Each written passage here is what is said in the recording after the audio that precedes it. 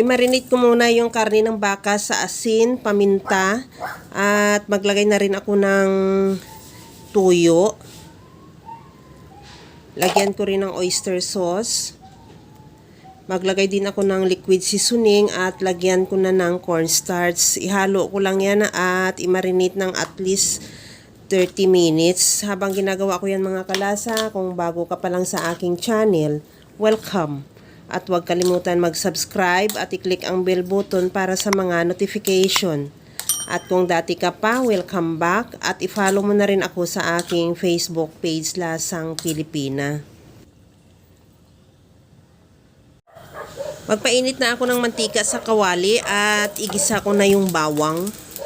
Ihalo lang hanggang sa maglabas ng aroma.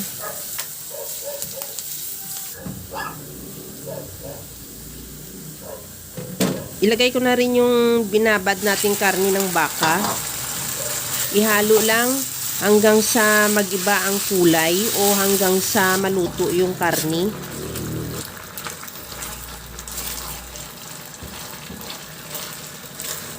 Okay na tong ating karne ng baka. Tanggalin muna natin yan sa kawali at i-set aside.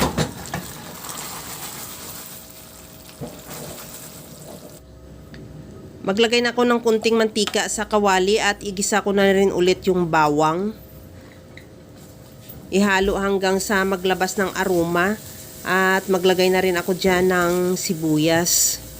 Ihalo lang din hanggang sa maluto yung sibuyas.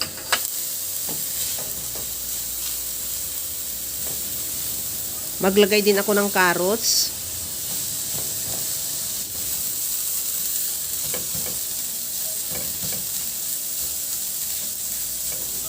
Maglagay na rin ako ng mushroom, yung sliced mushroom sa lata. 115 grams lang yan. At isunod ko na rin ilagay yung bell pepper. Ihalo lang hanggang sa maglabas lang ng aroma yung bell pepper. At maglagay na rin ako dyan ng cabbage o repolyo.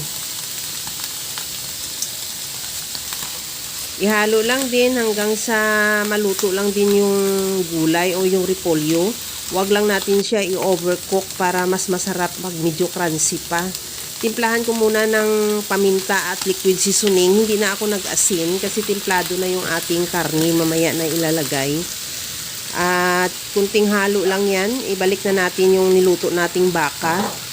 At ihalo lang din hanggang sa makoat lang ng o mahalo lang lahat nating ingredients. At ready to serve na yan yung ating napakasarap na beef and vegetable stir fry. Kaya mga kalasa, kung nagustuhan mo yung ating video, please like na lang at pakishare na rin sa inyong mga friends. At kung bago ka pa lang sa aking channel, subscribe na at i-click mo na rin ang bell button para sa mga notification.